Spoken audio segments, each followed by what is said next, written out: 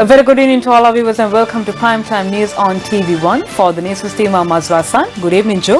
A very good evening, Azra. Very good evening to all our viewers. I'm Joe Loudscon. We start off today with a look at the headlines. Sri Lanka Freedom Party celebrates its 68th anniversary. Former President Chandrika Bandaranaike Kumaratunga also attends the ceremony. President says those who are involved in the central bank bond scam will be produced before court. President adds that the party is also ready for a progressive alliance. මහා බැංකු පොල්ලේ වග උත්තරකරුවන් මේ රටේ දේශපාලනයෙන් ඉවත් විය යුතුයි වහවහ ඉවත් විය යුතුයි. අර්ජුන මහේන්ද්‍රට වැඩිය ලොකු මහත්තුරුන්ට වග උත්තරකාරෝ විදියට උසාවිය කූඩුවට නගින්න අවශ්‍ය ලිපිගොනුත් හදලා ඉවරයි කියන එක මම තමුන්නාන්සලාට කියනවා. Alpite Pradesh Sabha elections to be held on the 11th of October. Election law to be enforced. 97 warnings about Zaharan's terror group since 2016. Revelations made in court. Cope orders the Auditor General to suspend the cricket aid account and conduct an investigation.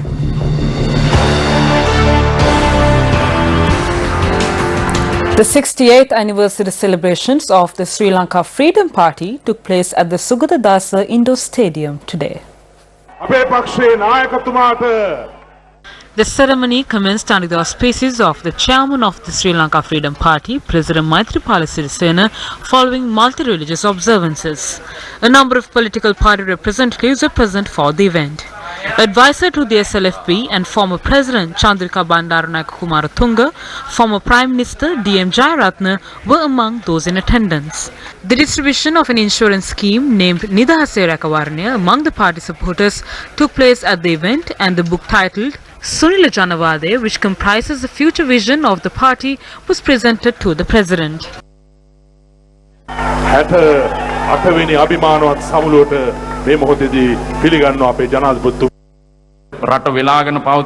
It is this elite politics in Sri Lanka that has set the foundation for the backwardness that has engulfed the country and that has deceived the people. එහි පදනම ජාවාරංකාරීත්වය. එම දේශපාලනයේ හඳුන්වා දිය හැකි අපගේ ජනවහරවන්නේ හක්කේ බුදුරැස් බොක්කේ දඩමස් නැමැති පිරුලයි. එසේ නොමැතිනම් නමින් කපුරුහාමි නමුත් කටගඳයි යන්න. දූෂිත රදල.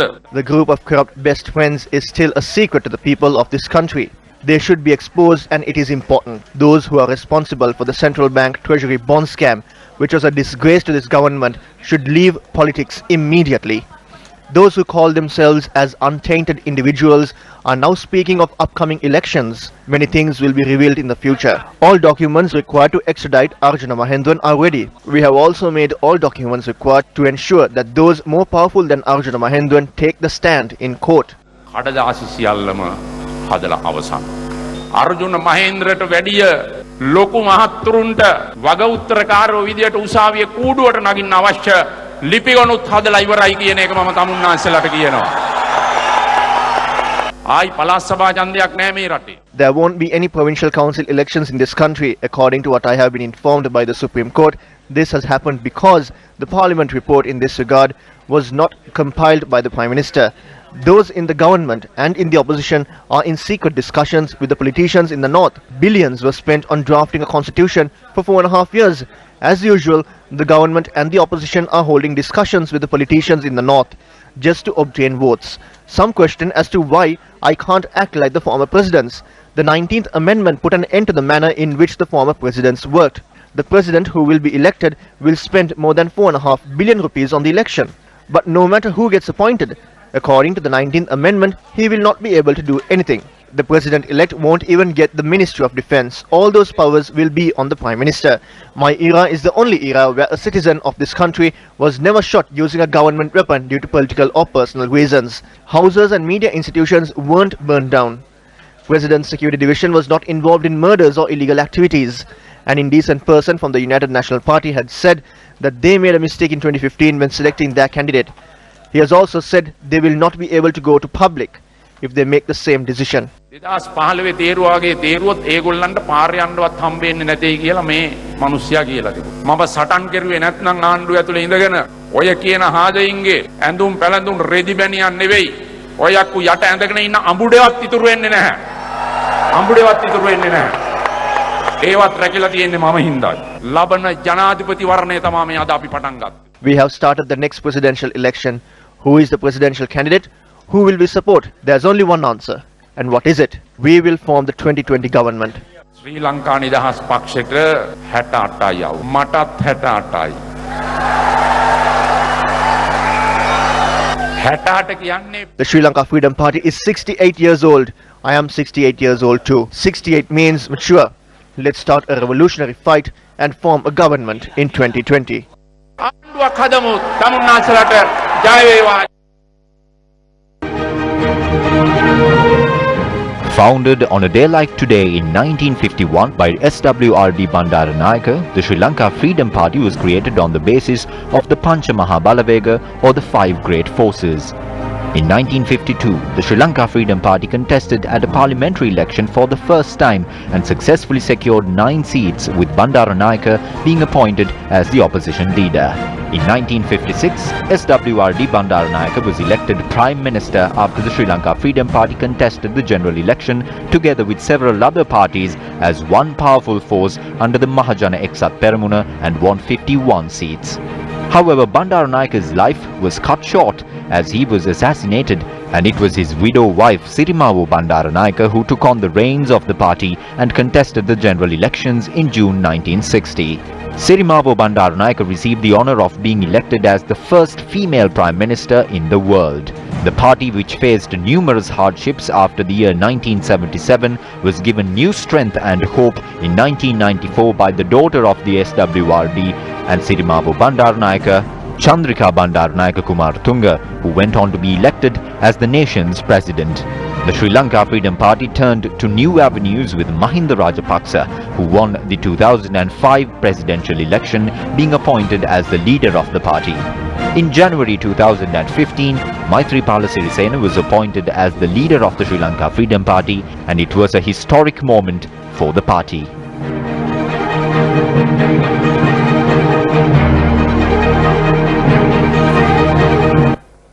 President Maithripala Sirisena turned 68 today. The Sri Lanka Freedom Party was officially launched on the 2nd of September 1951, and Maithripala Sirisena was born the very next day. He was appointed to the position of Secretary of the Sri Lanka Freedom Party Youth Organisation for the Polonnaruwa electorate in 1967, marking his debut in politics. He secured a victory in February 1989 parliamentary elections and took oaths on March 9th that year. In 1994, he secured the highest number of votes from Polonnaruwa and went on to hold the portfolios of Deputy Minister of Irrigation in the PA government. In 2001, he was elevated to the position of General Secretary of the Sri Lanka Freedom Party. In 2004, he became the leader of the House in Parliament, and in 2005, he was appointed as the Minister of Agriculture, Environment and Mahavali Development, and later in 2009, when the war was brought to an end, he served as the acting Defence Minister. In 2010, he was made the Minister of Health, and with a resounding victory on the 8th of January 2015, Maithripala Sirisena became the 6th Executive President of Sri Lanka.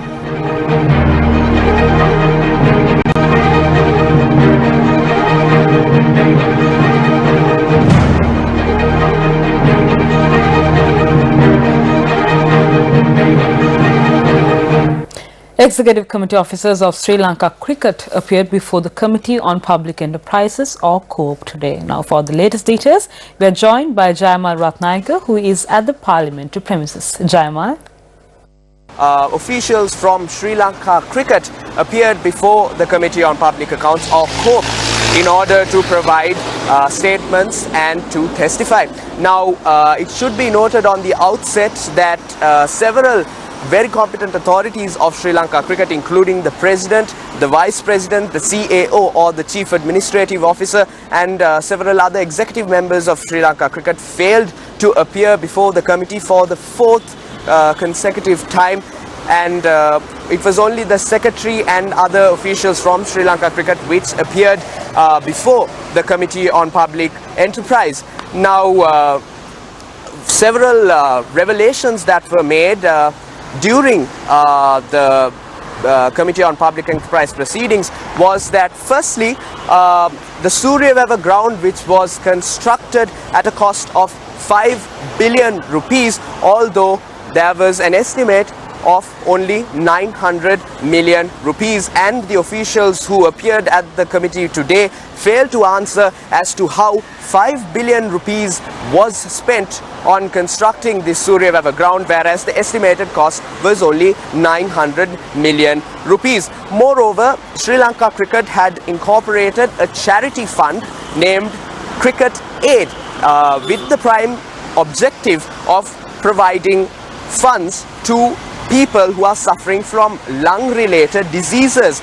Now, it was also revealed that Sri Lanka Cricket do not have the legal rights or the legal approval to create such bank accounts, to create a fund in order to deposit money for the Cricket Aid charity. However, the Executive Committee of Sri Lanka Cricket had given approval for Sri Lanka Cricket to open accounts overseas in order to deposit this money. Another ambiguous fact that was revealed today was that a manager had been recruited for this Cricket Aid charity before this charity was incorporated. Moreover, the manager had been paid an yearly remuneration of 3.9 million rupees, and however, the charity had only donated 2.4 million rupees for patients who are suffering with lung-related diseases.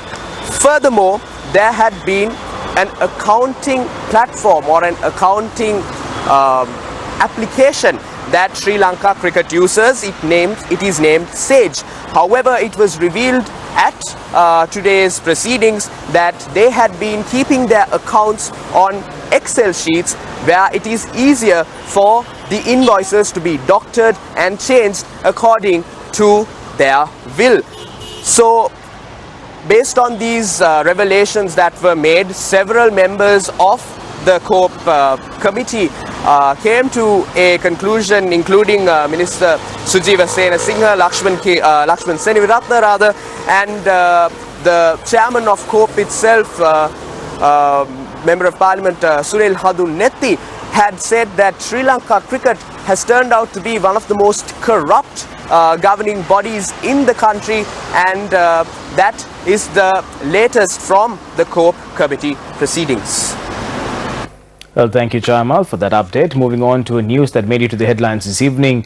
An extraordinary gazette was issued this evening noting the elections for the Alpitiya Pradesh Sabha will take place on the 11th of October 2019. Now, it was issued by Somaratna Vidanapatharan, the returning officer of the Galle district. On the 30th of August, the Supreme Court ordered the National Elections Commission to immediately hold the elections to elect members for the Alpitiya Pradesh Sabha. The Supreme Court delivered the order with regard to the petition filed by the Secretary of the Democratic United National Front against rejecting its nominations for the Alpitiya Pradesh Sabha at the recent local government elections. The election will take place to elect 28 members under proportional representation system from 47 electorates and 17 Pradesh Sabha divisions. According to the 2018 voters list, there are 53,384 registered voters. Today, representatives from the SLPP filed a complaint with the Deputy Elections Commissioner of the Galle district over election law violations. The Minister of Lands, who is the UNP leader for Alpitiya, has distributed applications among his candidates to provide lands at concessionary rates to their supporters. This is a clear violation of the election law. Chairman of National Election Commission Mahinda Deshapriya commented on the presidential election in Kalutara today. The presidential election will take place between the 15th of November and the 7th of December. We will be vested with the power of calling for nominations by the 15th or 16th of September. The Commission can call for nominations on a day it desires, and the polls can take place within the timetable.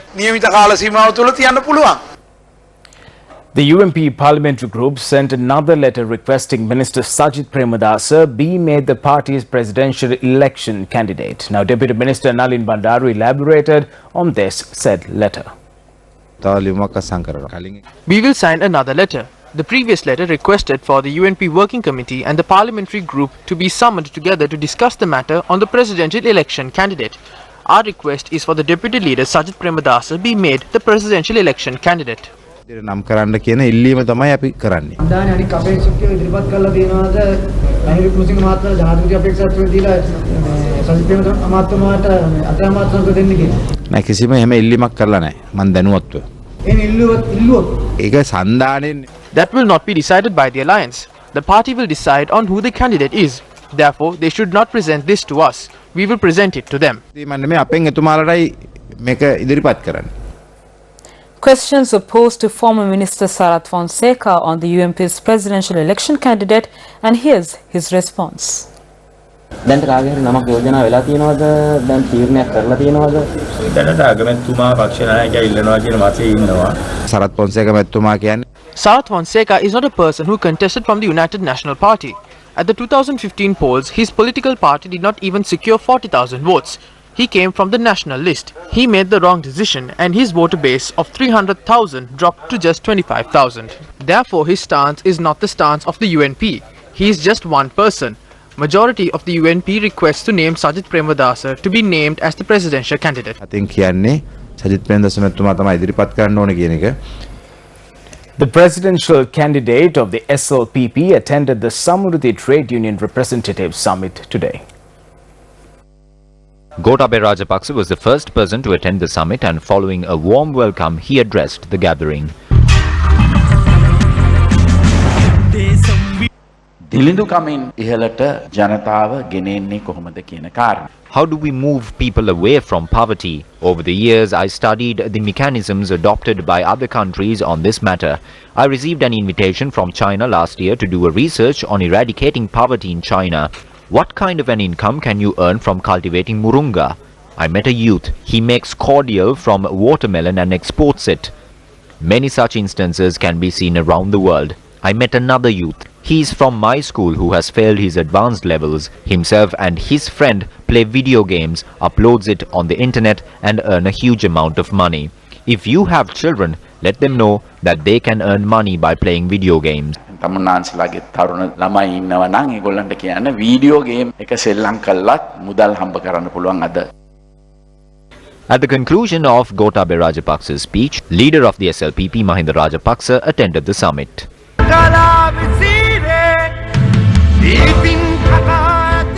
අද රාජ්‍ය සේවකයන් හැටියට ඔබ හිටියේ. All of you were semi-public officials. I believe that all of you will be promoted as permanent public officials. හරිද? කතා කරනවකො නිකම් මේ. ඔළුව වඩනවා. මන් දන්නේ නැහැ කැමති කිව්වද අකමැති කියනවද කියලා. අලුතෙන් හදපු What was the name of the newly established department? Divinaguma. Is there a department called Divinaguma now? These people even change the names that we have put. It is a major thing to simply change the name in 4 years. How many obstacles we had to face when we initiated Divinaguma? Cases were filed against the departmental draft. However, we were able to establish that department. Issuing a communique, former Minister Milinda Moruguda says presidential candidates must face 7 cold economic truths before making election promises. The former minister said, in a country where the political leadership once promised to bring rice from the moon if necessary, it would seem that Sri Lankans have heard it all, unquote. These are the 7 economic truths. Number 1. The Sri Lankan government spends approximately 1/3 more than it earns in revenue. Every year, the government borrows both domestically and internationally to meet the rest of its expenditure. Number 2. 90% of government revenues are required to be spent on servicing the national debt. Number 3. It is estimated that Sri Lanka requires only 750,000 to 800,000 government employees to provide the services required by the public. However, the government employs over 1.5 million people. To ease the employment pressures, the government absorbs the unemployed graduates of local universities. There are now over 600,000 retired government servants who receive pensions. Number 4. Sri Lanka imports around twice as much as it exports. Number 5. Sri Lankan Airlines, the Ceylon Petroleum Corporation and the Ceylon Electricity Board have become dinosaurs and represent a serious drain on public finances.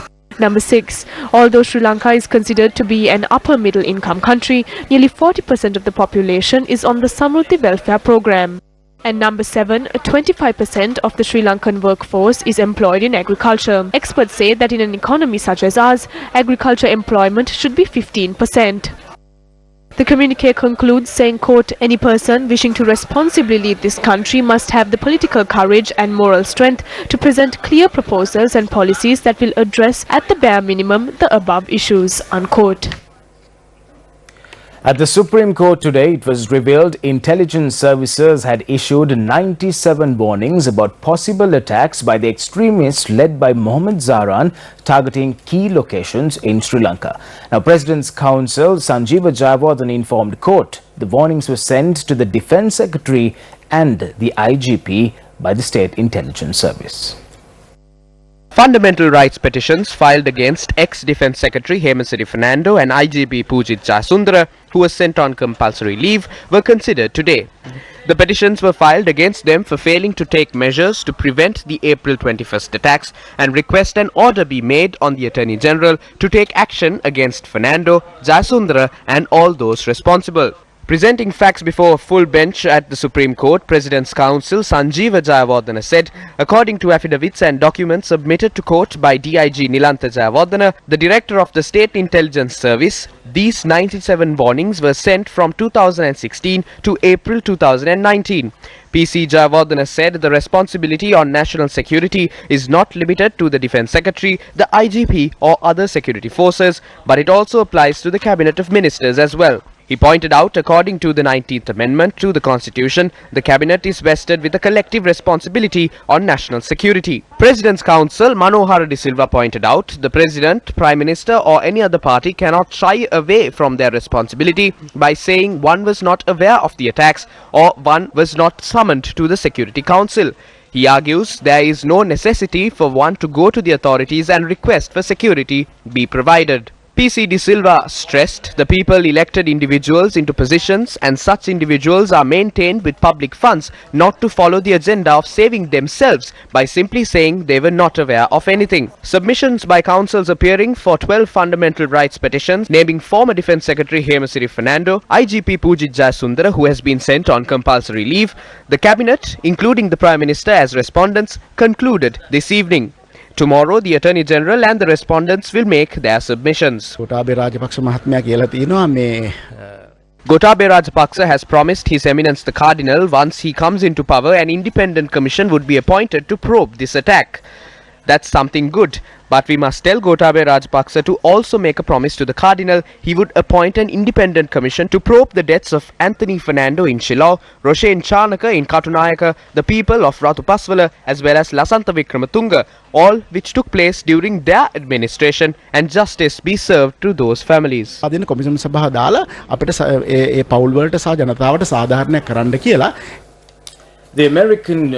The American Chamber of Commerce in Sri Lanka has urged the government of Sri Lanka to consider approving the Millennium Challenge Cooperation or the MCC Compact. Prime Minister Ranil Wickremesinghe arrived at the Maldivian Parliament on an invitation extended by Speaker and former President of the Maldives, Mohamed Nasheed. In both our countries, executive power is vested in the President. But in Sri Lanka, it is the Cabinet of Ministers, which includes the President, that is in charge of the direction and control of Parliament. The Cabinet of Ministers is also collectively responsible to the Parliament. The President is tasked with appointing as Prime Minister the person who is likely to command the most support in Parliament. This position was upheld by the Court of Appeal in 2018 when it issued an interim order restraining Mahinda Rajapaksa, the former President, from functioning as Prime Minister, despite being appointed by President, since 122 of the 225 members of Parliament were opposed to him. The 19th Amendment further strengthened Parliament by restricting the President's power to dissolve Parliament. In October 2018, the President purported to dissolve Parliament without such a resolution. But the Supreme Court held that the dissolution of the Parliament was unconstitutional. Prior to the 19th Amendment, the President had near total immunity from suit. This was restricted by the 19th Amendment, which provided for official acts of the President to be reviewable by the Supreme Court under the fundamental rights jurisdiction. The dissolution of Parliament in 2018 was declared unconstitutional under this provision. Speaking in Parliament, Speaker Mohammad Nasheed has said democracy in Sri Lanka is stable and that power in Sri Lanka can only be obtained through democratic ways and people's votes. Those were the views expressed by Prime Minister Ranil Wickremesinghe at the People's Majlis, who is on an official visit in the Maldives today. Now moving on to more local news, the American Chamber of Commerce in Sri Lanka has urged the government of Sri Lanka to consider approving the Millennium Challenge Corporation or the MCC Compact. The American Chamber of Commerce says all projects and activities in the program were proposed by the government of Sri Lanka years ago in extensive consultation with line ministries and departments, business chambers and over 100 individual firms, civil society organizations, non-governmental organizations, think tanks, banks and local entrepreneurs. AmCham says the transport project, if implemented, has an estimated economic rate of return of 19%, while the land project has an estimated economic return of 26%. It adds, together, the two projects are projected to benefit 11.3 million people, which accounts for 54% of Sri Lanka's population. The statement notes AmCham Sri Lanka is strongly committed towards uplifting the country's economy and aiding such development that will benefit its membership and the larger business community, and calls upon the government of Sri Lanka to approve this grant, consider the advantageous impacts the MCC will have on the country's economy and make this a priority before MCC's Board of Directors meets on the 18th of September 2019. The President of Sri Lanka, keeping very much in mind the practice of not engaging in any serious financial commitment ahead of major elections such as the presidential poll, has asked that the acceptance of the Millennium Challenge Compact be left for until after the election. However, it ought to be noted that Sri Lanka has a huge debt burden currently running at approximately 83% of our GDP. If the donor of this Millennium Challenge Compact really wants to make a difference, perhaps they ought to consider helping settle the huge debt that Sri Lanka is now engulfed in. Foreign investors sold net 12.3 billion rupees worth of government securities in the weekend 28th August, the second worst weekly outflow in 8 months. During the period between 21st August and 28th August 2019, foreign investors sold 12.3 billion rupees worth of government securities, which is approximately 9.95% of the total foreign held stock. During the same week, foreign investors also sold 870 million rupees worth of shares from the Colombo Stock Exchange. During the first 2 quarters of 2019, foreign investors have sold approximately 30 billion rupees worth of shares from the Colombo Stock Exchange. By the end of August, total outstanding market liquidity was a deficit of 24 billion rupees by the end of the week, compared to a deficit of rupees 9 billion by the end of last week. During the week under consideration, the state suffered a total foreign outflow of approximately 13.2 billion rupees. Sri Lanka suffers this loss against the backdrop of the state having to spend 4 billion rupees on an imminent presidential election. The Presidential Commission probing fraud and corruption at state institutions inspected several oil bowsers purchased by a company affiliated with the Ceylon Petroleum Corporation today. The investigation was launched following a complaint lodged by the Employees Trade Union of the Ceylon Petroleum Corporation, citing the purchased oil bowsers did not meet the required standards. Members of the commission inquired into the differences between the facilities of an average oil bowser and the 2 bowsers purchased at an exorbitant price. The inquiry took place under the direct supervision of the chairman of the commission, retired Supreme Court Judge Upali Aberatna. It was later revealed the facilities of the oil bowsers purchased at a higher cost were only of minimum standards.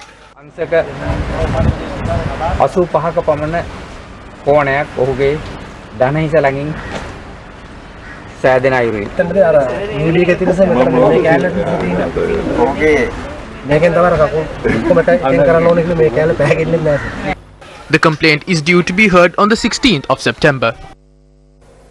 Renovation activities of the Digavapi Chaitya in Ampara commenced recently under the auspices of Deputy Leader of the United National Party, Minister Sajid Premadasa.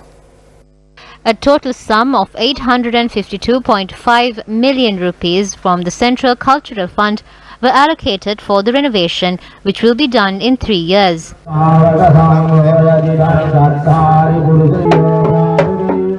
The process is taking place as per the advice of Digavapi Chief Incumbent Venerable Maha Oyas Sobitatero. We initiated a number of programs for the historic development of the Sambuddha Sasana. Our objective is to complete this program in 3 years. We have secured cabinet approval for 250,000 bricks and the other resources required for this project. The Central Cultural Fund will provide the 852.5 million rupees required for this project.